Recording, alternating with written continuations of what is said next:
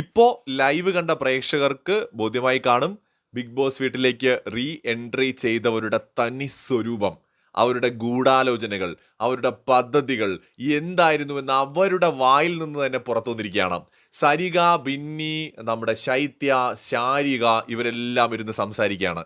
തൊട്ടപ്പുറത്ത് ബിൻസിയും ഒക്കെ നിപ്പുണ്ട്. അപ്പോൾ സരിക പറയാണ്, നിങ്ങൾ എന്ത് പണിയാണ് കാണിച്ചത്? ഇന്ന് ആദില ഇവിടെ വന്ന് നിന്ന് എല്ലാം പറഞ്ഞ സമയത്ത് അനുമോളെക്കുറിച്ച് ഓരോന്നും പറഞ്ഞപ്പോൾ ഞങ്ങൾ എല്ലാവരും കൈയടിച്ചത് നിങ്ങൾ കണ്ടില്ലേ? അതായത് ആദില പറയുന്നത് ശരിയാണെന്നല്ലേ ഞങ്ങൾ കൈയടിച്ച് അവിടെ കാണിച്ചത്? ഇതൊക്കെ പ്രേക്ഷകർക്ക് കാണാൻ വേണ്ടിയല്ലേ നമ്മൾ ചെയ്തത്?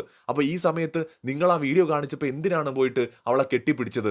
അപ്പോൾ ഇത് കാണുന്ന ആൾക്കാർ എന്ത് വിചാരിക്കും? നിങ്ങൾ തമ്മിൽ വലിയ പ്രശ്നമൊന്നും ഇല്ലെന്നല്ലേ കരുതൂ? അതൊക്കെ അത്രേ ഉള്ളൂ എന്നല്ലേ അവരൊക്കെ വിചാരിക്കുള്ളൂ. സരിക ചോദിക്കുകയാണേ, എൻ്റെ പൊന്നെ അതുവഴി പോയ രാജവെമ്പാല എനിക്ക് നാണാവുന്നു ഒന്ന്. പോട്ടെ. അത് കഴിഞ്ഞിട്ട് നമ്മുടെ ബിന്നി ഉടനെ തന്നെ ഇതിപ്പോൾ എന്താ പറ്റിയെന്ന് വെച്ച് കഴിഞ്ഞാൽ പുറത്തുനിന്ന് വന്ന ആൾക്കാരെല്ലാം കൂടെ ആദിലെ മാനിപ്പുലേറ്റ് ചെയ്തു എന്നല്ലേ പുറത്ത് ആൾക്കാർ കരുതുള്ളൂ. ഏത് ബിന്നി? അപ്പോൾ അറിയാമല്ലേ? എന്നാൽ കറക്റ്റ് അങ്ങനെ തന്നെയാണ് നമ്മൾ വിചാരിച്ചത്. ഇവിടെ നമുക്ക് മനസ്സിലായിക്കണത്. അപ്പോൾ ബിന്നിയുടെ മനസ്സിലിരിപ്പൊക്കെ അങ്ങനെ വരട്ട് വെള്ളിയിലോട്ട്. ഇതിനിടയിൽ അങ്ങനെ ഇരുന്നും കൊണ്ട് ഭയങ്കരമായിട്ട് ശൈത്യരെടുത്ത് എന്ത് പണിയാ കാണിച്ചത്? ഇതിപ്പോൾ അവള് ദൈവങ്ങളെ പ്രാർത്ഥിക്കുന്നതിന്റെ ബലമാണെന്ന് തോന്നുന്നു.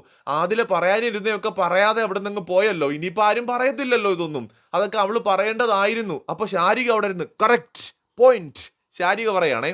അപ്പോൾ ഉടനെ തന്നെ ശൈത്യ അവള് പോകുമ്പോ പറയണമെന്ന് ചോദിച്ചപ്പം നൂറേ ഞാനും വേണ്ടെന്ന് പറഞ്ഞു.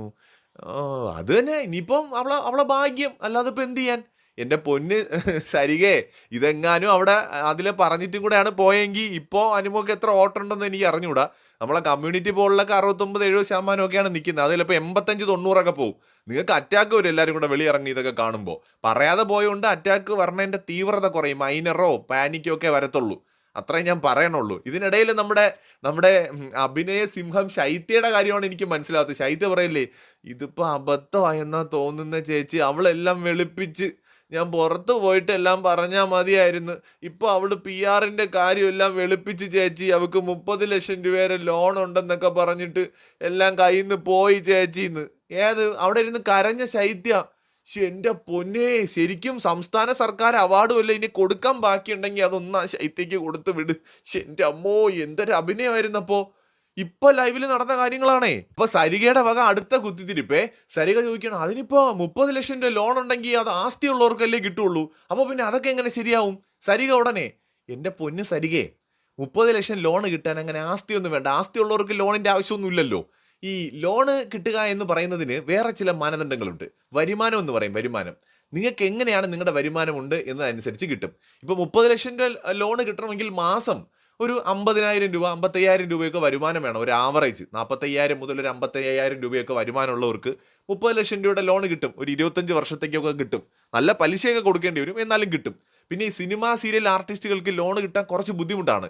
കാരണം ഗവൺമെന്റ് ജോലിയും പ്രൈവറ്റ് കമ്പനികളിൽ ജോലി ചെയ്യുന്ന മാസ ശമ്പളക്കാർക്കുള്ളതുപോലെ സ്ഥിര വരുമാനം അവർക്കില്ല. ഒരു ക്ലാസ് അങ്ങ് എടുത്തേക്കാം, സരിക പുറത്തിറങ്ങുമ്പോൾ ഒന്ന് പഠിച്ചോ.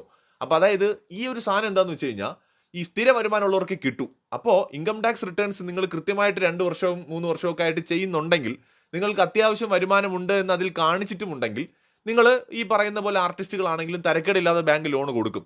ഇപ്പോൾ അനുമോളെ പോലത്തെ അത്യാവശ്യം കുഴപ്പമില്ലാതെ തിരക്കുള്ള ഇന്നത്തെ ജനറേഷനിലുള്ള ഒരു ആർട്ടിസ്റ്റ് എന്ന നിലയ്ക്ക് അവർക്കൊരു മാസം 50,000-60,000 രൂപയൊക്കെ എന്തായാലും പുഷ്പം പോലെ ഉണ്ടാക്കാം.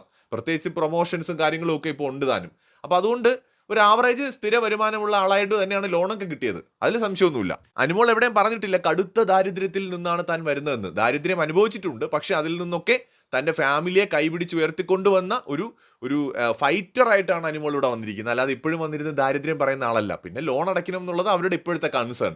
അതിനാണ് അവർ ബിഗ് ബോസ് വീട്ടിലേക്ക് വന്നത്. അത്രേ ഉള്ളൂ. അവിടെ നിന്ന് കിട്ടുന്ന പൈസ കൊണ്ട് ലോൺ അങ്ങ് അടയ്ക്കാം. ഈ ആർട്ടിസ്റ്റുകൾക്ക് ഒറ്റയടിക്ക് 30 ലക്ഷം രൂപ കിട്ടാൻ ഇവരാരും മറ്റേ കുഞ്ചാക്ക ബോബനും മറ്റേ ജയറാമും സുരേഷ് ഗോപിയൊന്നും അല്ലല്ലോ കോടികളൊക്കെ പെട്ടെന്ന് കിട്ടാനായിട്ട്. അല്ലെങ്കിൽ മോഹൻലാലും മമ്മൂട്ടിയൊന്നും അല്ലല്ലോ. പാവപ്പെട്ട ചെറിയ ചെറിയ നടിമാരല്ലേ. സരികയെ പോലുള്ളവർക്കൊക്കെ ചിലപ്പോൾ ഒറ്റ എപ്പിസോഡിന്റെ ഷൂട്ടിന് ചിലപ്പോൾ ലക്ഷങ്ങൾ കിട്ടുമായിരിക്കും. പാവപ്പെട്ട പിള്ളേരാ. അപ്പോൾ അതുകൊണ്ട് എന്തായാലും അവർക്കിത് ഒറ്റയടിക്ക് ഇത്രയും പൈസ ഉണ്ടാക്കാൻ ബിഗ് ബോസ് പോലത്തെ പ്ലാറ്റ്ഫോംസ് ഒക്കെ ഉള്ളൂ. അവരവിടെ നിന്ന് എങ്ങനെയെങ്കിലുമൊക്കെ ജീവിച്ചു പോട്ടെ. അതായത് ഞാനൊരു റിസർച്ച് ഇൻസ്റ്റിറ്റ്യൂട്ട് തുടങ്ങുന്നതിനെ കുറിച്ച് ആലോചിക്കുന്നുണ്ട്. പ്രേക്ഷകരുടെ അഭിപ്രായം ഒന്ന് കമന്റ് ചെയ്യൂ. അതായത് കഷണ്ടിക്കും അസൂയയ്ക്കുമുള്ള മരുന്ന് കണ്ടുപിടിക്കാനുള്ള ഒരു റിസർച്ച് ഇൻസ്റ്റിറ്റ്യൂട്ട് തുടങ്ങാനായിട്ട് ആഗ്രഹിക്കുന്നുണ്ട്. ഇൻവെസ്റ്റ് ചെയ്യാൻ താല്പര്യമുള്ളവരൊക്കെ കോൺടാക്ട് ചെയ്യും. കൂടുതൽ അപ്ഡേറ്റ്സുമായി വീണ്ടും വരാം.